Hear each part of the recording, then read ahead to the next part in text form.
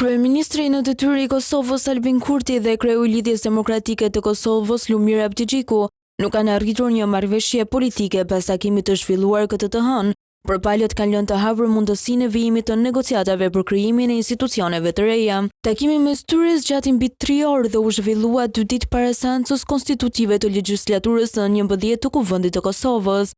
Pas takimit, Kurti tha se nuk ka pasur dakordsi konkrete, por palët kanë diskutuar për mundësinë e një marrëveshjeje që do të respektonte rezultatin zgjedhor dhe do të garantonte funksionimin e institucioneve. Marrëveshje politike nuk kemi, pra diskutuam për çështje të ndryshme, për mundësi që i kemi përpara.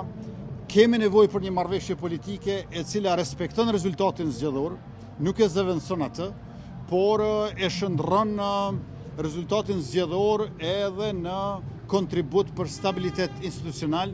Ai theksoi se koha për arritjen e një marrëveshjeje është e kufizuar dhe paralajmëroi se pa një dakordsi vendi mund të përballet sërish me zgjedhje të reja.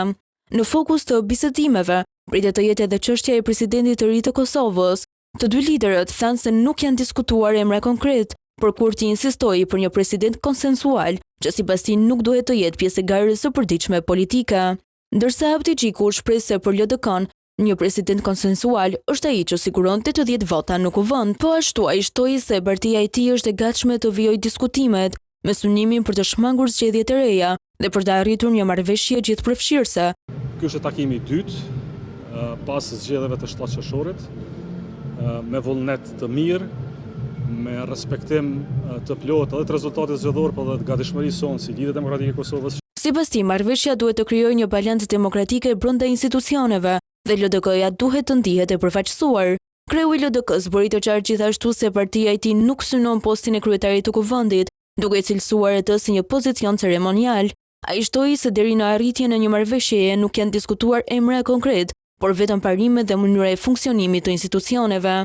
Lëvizja vetëvendosje ka fituar 58 mandate në zgjedhje dhe së bashku me partitë e komuniteteve jo shumicë ka numrat e nevojshëm për formimin e qeverisë.